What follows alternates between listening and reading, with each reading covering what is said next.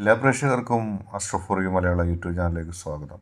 ഇന്നത്തെ വീഡിയോ എന്ന് പറയുന്നത് ആ വ്യക്തിയുടെ മനസ്സ് മാറുന്നത് എന്തുകൊണ്ടാണെന്നുള്ളതാണ് നാം നോക്കുന്നത്. ഇഷ്ട വ്യക്തിയെ ഓർത്ത് നിങ്ങളൊരു ഫയൽ തിരഞ്ഞെടുക്കുക. അതിനുശേഷം നിങ്ങൾ ഫയലിനനുസരിച്ചുള്ള വീഡിയോ നിങ്ങൾ തുടർന്ന് കാണുക.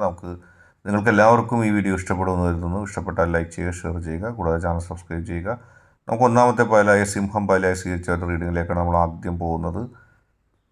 എന്തുകൊണ്ടാണ് ആ വ്യക്തിയുടെ മനസ്സ് മാറുന്നതെന്നാണ് നാം നോക്കുന്നത്. എന്തായിരിക്കും ആ വ്യക്തിയുടെ മനസ്സിനുള്ളിൽ, ആ വ്യക്തിയുടെ മനസ്സിലെ മാറ്റം എന്താണെന്ന് നമുക്ക് നോക്കാം. ആ വ്യക്തി കൃത്യമായ ചില നിലപാടോടുകൂടി, കൃത്യമായ ചില കാര്യങ്ങളോടുകൂടി മുന്നോട്ട് പോയിരുന്നൊരു വ്യക്തിയാണ്. പക്ഷേ ആ വ്യക്തിക്ക് ജീവിതത്തിൽ പല ഘട്ടങ്ങളിലും തൻ്റെ തീരുമാനങ്ങൾ, തൻ്റെ നിലപാടുകളൊക്കെ മാറ്റേണ്ടി വന്നു. അങ്ങനെ മാറ്റേണ്ടി വന്നതിൻ്റെ അടിസ്ഥാനത്തിൽ ആ വ്യക്തിയിൽ വലിയ തരത്തിലുള്ള ദുഃഖങ്ങളുണ്ടായി, വലിയ തരത്തിലുള്ള നിലപാട് മാറ്റങ്ങളുണ്ടായി.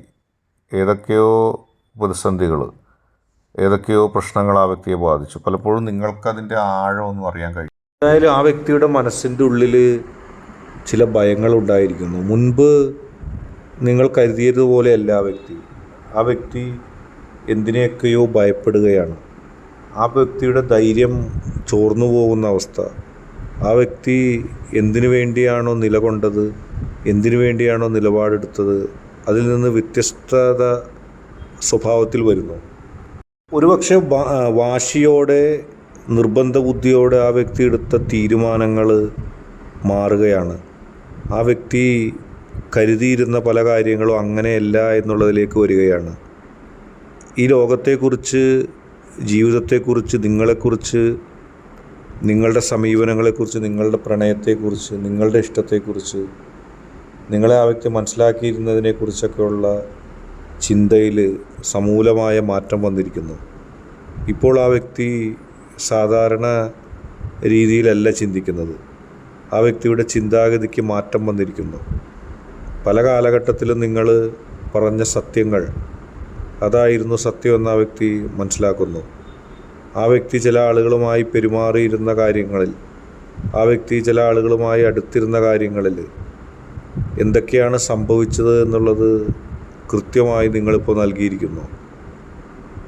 നിങ്ങൾ നൽകിയിരിക്കുന്ന അറിവുകളും നിങ്ങൾ നൽകിയിരിക്കുന്ന വിവരങ്ങളും ഇപ്പോൾ ആ വ്യക്തിക്ക് ബോധ്യം വന്നിരിക്കുന്നു. ആ വ്യക്തിക്ക് മനസ്സിലാക്കാൻ കഴിഞ്ഞിരിക്കുന്നു. ആ വ്യക്തി അറിഞ്ഞിരിക്കുന്നു, മനസ്സിലാക്കിയിരിക്കുന്നു. നിങ്ങളെന്താണ് എന്നുള്ള കാര്യത്തിൽ മുൻപ് ആ വ്യക്തിക്കൊരു നിലപാട് സ്വീകരിക്കാൻ കഴിഞ്ഞില്ല. നിങ്ങളെക്കുറിച്ചുള്ള ആ വ്യക്തിയുടെ പരിഗണനകൾ മുടക്കുവാനായിട്ട്, അല്ലെങ്കിൽ നിങ്ങൾ ആ വ്യക്തിയുമായി ചേർന്ന് നിൽക്കാതിരിക്കാൻ വേണ്ടി ചില തരത്തിലുള്ള തന്ത്രങ്ങൾ, ചില തരത്തിലുള്ള പ്രതിസന്ധികളൊക്കെ നിങ്ങളെപ്പറ്റി സൃഷ്ടിക്കാൻ വേണ്ടി ചിലർ നടന്നു. അത് ഇപ്പോൾ ആ വ്യക്തിക്ക് ബോധ്യപ്പെട്ടിരിക്കുന്നു. അക്കാര്യത്തിൽ നിങ്ങളാണ് ശരിയെന്നുള്ളത്. അതുതന്നെയാണ് ആ വ്യക്തിയുടെ ചിന്തയിലുണ്ടായ മാറ്റവും. അടുത്തതായിട്ട് നമുക്ക് ഈ വണ്ട് പൈലായി സ്വീകരിച്ചവരുടെ റീഡിങ്ങിലേക്ക് പോകാം. എന്തുകൊണ്ടാണ് ആ വ്യക്തിയുടെ ചിന്താഗതിയിൽ മാറ്റമുണ്ടായിരിക്കുന്നത് എന്ന് നമുക്ക് നോക്കാം. ആ വ്യക്തി ലോകത്ത് നടക്കുന്ന ഒന്നിനെക്കുറിച്ചും ചിന്തിക്കാതെയും ആ വ്യക്തിയുടേതായൊരു കാഴ്ചപ്പാടിൽ മാത്രം എല്ലാത്തിനെയും കൊണ്ടുപോയൊരു വ്യക്തിയാണ്. പക്ഷേ ആ വ്യക്തിക്ക് ഇപ്പോൾ ബോധ്യപ്പെട്ടിരിക്കുന്ന ഒരു വസ്തുത എന്ന് പറയുന്നത്, തൻ്റെ ചിന്താഗതിയിലെ വസ്തുതകൾ, താൻ ആലോചിച്ചുറച്ച കാര്യങ്ങൾ, അത് തനിക്ക് ഉൾക്കൊള്ളാൻ കഴിയുന്ന ഒന്നായിരുന്നില്ല എന്നുള്ള ആ വ്യക്തിക്ക് ബോധ്യം വരികയാണ്. നിങ്ങൾ ആ വ്യക്തിയോട് പലപ്പോഴും ജീവിതത്തെക്കുറിച്ച് പറഞ്ഞു, എന്നെ സ്നേഹിക്കണമെന്ന് നിങ്ങൾ പറഞ്ഞു, നിങ്ങളുടെ മനസ്സ് ആ വ്യക്തിയോട് തുറന്നു പറഞ്ഞു. അപ്പോഴൊന്നും നിങ്ങളുടെ ആ ചിന്തയെ ഉൾക്കൊള്ളാൻ ആ വ്യക്തിക്ക് കഴിഞ്ഞിരുന്നില്ല.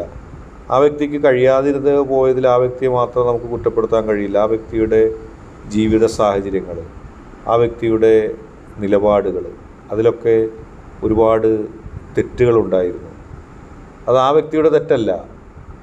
ലോകത്ത് നടക്കുന്ന ഒന്നിനെക്കുറിച്ചും മനസ്സിലാക്കാനുള്ള ശേഷിയോ അനുഭവജ്ഞാനമോ ഇല്ലാത്തൊരു കാലഘട്ടത്തിലാണ് നിങ്ങൾ ആ വ്യക്തിയുമായിട്ടുള്ള ബന്ധം തുടങ്ങിയത്.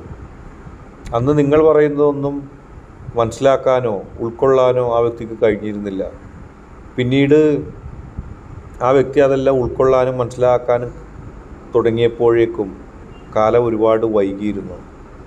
അങ്ങനെ കാലം വൈകിയത് കൊണ്ട് തന്നെ ഇപ്പോൾ ആ വ്യക്തിയുടെ അവസ്ഥ നിങ്ങളൊന്ന് നോക്കണം. മുൻപ് നിങ്ങൾ ആ വ്യക്തിക്ക് നൽകിയ സ്നേഹം അതുപോലെ സ്വീകരിച്ചാൽ മതിയായിരുന്നു എന്നിപ്പോൾ ആ വ്യക്തി ചിന്തിക്കുന്നുണ്ട്. അന്ന് എനിക്കതിനെക്കുറിച്ചുള്ള ബോധ്യം ഉണ്ടായിരുന്നില്ല.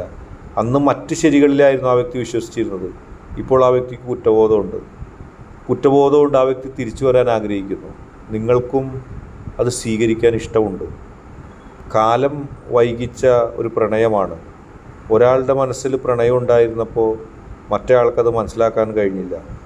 അങ്ങനെ ആ ആൾ നഷ്ടപ്പെട്ട് കഴിഞ്ഞപ്പോൾ ഇപ്പോൾ ആരാണോ അന്ന് ആ പ്രണയത്തെ സ്വീകരിക്കേണ്ടിയിരുന്നത് ആ ആൾക്ക് കുറ്റബോധമാണ്. അന്നേ അത് സ്വീകരിക്കാമായിരുന്നു. ഈ വൈകൽ ഒരുപാട് വലിയ നഷ്ടമായി ഭവിച്ചിരിക്കുകയാണ്. എങ്ങനെ ഈ വൈകലിനെ കാലാന്തരത്തിൽ അതിന് പ്രതിഫലം ചെയ്യും, അല്ലെങ്കിൽ അതിനെ എങ്ങനെ ശരിയാക്കിയെടുക്കും എന്നുള്ള ചിന്തയിലാണ്.